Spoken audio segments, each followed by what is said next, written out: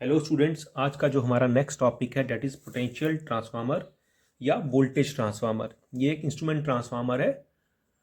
तो सबसे पहले हम देखते हैं कि हमें इसकी ज़रूरत क्या पड़ी। जब भी हमारी एक हाई ट्रांसमिशन लाइन है, मान लीजिए ये हमारी एक हाई ट्रांसमिशन लाइन है, ये 132 केवी की भी हो सकती है, 33 केवी की भी हो सकती है। तो अगर हमें इसकी वोल्टेज मेज़र करनी है तो वोल्ट मीटर्स की इतनी कैपेसिटी नहीं होती है कि वो इतनी हैवी वोल्टेज को मेज़र कर पाएँ।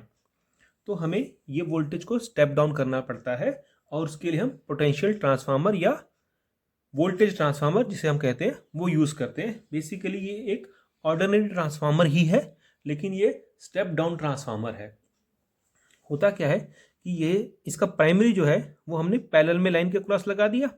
अगर आपको याद होगा तो करंट ट्रांसफार्मर सीरीज में लगा था, लेकिन वोल्टेज ट्रांसफार्मर जो होता है या पोटेंशियल ट्रांसफार्मर, इसका प्राइमरी पैरेलल में कनेक्ट कर दिया। ठीक है, अब यहाँ पे वोल्टेज जो होगी, ये फ्लक्स पैदा होगी यहाँ पे, तो जो वोल्टेज आई है यहाँ पे उसके कॉरस्पॉन्डिंगली नंबर ऑफ टर्न जो सेकेंडरी के रहेंगे वो बहुत कम रहेंगे। तो सेकेंडरी में कुछ बहुत ही कम वोल्टेज, बहुत ही स्टेप डाउन होकर वोल्टेज हमें यहाँ मिलने वाली है और उसके क्रॉस हम वोल्टमीटर लगा के उसको रीड आउट कर सकते हैं। हमें मालूम है कि हमारा जो रेशियो है वो नोन है। अज्यूम हम इसको यहाँ से 50 से स्टेप डाउन कर रहे हैं या से 100 से स्टेप डाउन कर रहे हैं, तो जो भी यहाँ वोल्टेज रहने वाली है, मान लो ये 132 केवी है, तो ये 1.3 केवी रह जाएगी यहाँ पे। तो जो भी वैल्यू होगा उसको हम स्टेप डाउन करके यहाँ पे वोल्ट मीटर हम लगा के उसको रीड कर सकते हैं। ये इसका सिंपल सा ऑपरेशन है।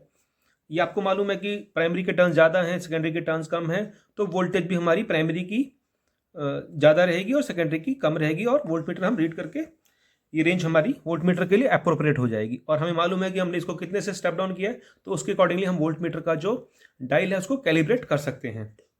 ये तो होगी कुछ बड़ी ही बेसिक सी बातें। अब हम जानेंगे कि इसके लिए जो इंसुलेशन यूज़ करते हैं वो किस तरह से रहेगी। ये भी क्वेश्चन आता है एग्जाम में। तो 5000 अगर तक का वोल्ट है, 5000 वोल्ट तक के लिए ड्राई टाइप इंसुलेशन यूज़ होगी। 5000 से लेके 13800 वोल्ट तक के लिए it can be dry type also और ऑयल इमर्स ऑल्सो। लेकिन 13800 से ऊपर का जो वोल्टेज रहेगा उसके लिए ऑयल इमर्स ही रहने वाला है। ये तो होगी टाइप ऑफ इंसुलेशन की बात। अब यहाँ पे आप देखिए कि यहाँ पे सेकेंडरी को इन्होंने ग्राउंड किया हुआ है, अर्थ किया हुआ है। इसके पीछे रीज़न ये है, एक तो ये एक रिक्वायरमेंट है इसका पोटेंशियल ट्रांसफार्मर के डिज़ाइन का कि ये होना चाहिए कि सेकेंडरी को अर्थ करे। दूसरा, सेकेंडरी जो है वो प्राइमरी से बड़ी अच्छी तरह से प्रॉपरली इंसुलेट होना चाहिए या आइसोलेटेड होना चाहिए। क्योंकि अगर यहाँ देखिए कि यहाँ बहुत हैवी वोल्टेज होने वाली, जितनी वोल्टेज यहाँ पर है वो सारी की सारी वोल्टेज यहाँ पे होने वाली है। थोड़ा सा कम हो जाएगा जो कि इसकी वजह से इस वाइंडिंग का जो रेजिस्टिव या जो फ्लक्स लीकेज की वजह से लॉस होने वाला। अदरवाइज अगर ये 132 केवी है तो यहाँ पर भी 132 केवी ही रहने वाला है। तो एक तो ये रिक्वायरमेंट है कि ये 132 जो है वो किसी भी तरह से इसके साथ इलेक्ट्रिकली जुड़े ना। मैग्नेटिकली तो जुड़ेगा, लेकिन अगर यहाँ टर्न्स कम है तो यहाँ पे वोल्टेज कम ही रहने वाली है, तो यहाँ इन टर्मिनल्स पे भी वोल्टेज कम रहने वाली है। लेकिन अगर मान लो किसी वजह से इंसुलेशन का फॉल्ट हो गया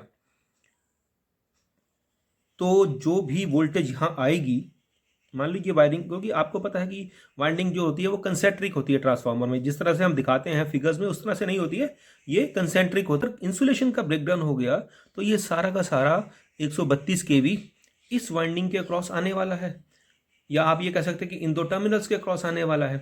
तो ऐसे में ऑपरेटर का लाइफ को बहुत ज़्यादा खतरा है। तो इसके लिए हम इसको अर्थ करते हैं।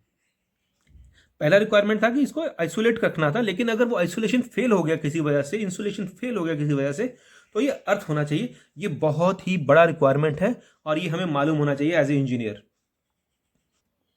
नेक्स्ट जो एक कंसिडरेशन है जो हमें ध्यान में देनी है वो ये है कि जो इसकी जो वाइंडिंग्स रहती हैं they are designed for low resistance, और साथ में जो लीकेज रिएक्टेंस है वो भी उसकी ड्रॉप भी कम होनी चाहिए, ताकि जो ओवरऑल वोल्टेज ड्रॉप है पीटी के केस में वो कम रहे। तो ये भी एक पोटेंशियल ट्रांसफार्मर का रिक्वायरमेंट है। ये था पोटेंशियल ट्रांसफार्मर के बारे में। अगर और कुछ जानना चाहते हैं तो आप कमेंट बॉक्स में जरूर लिखिए। Thank you, thanks for watching. Keep learning, keep growing.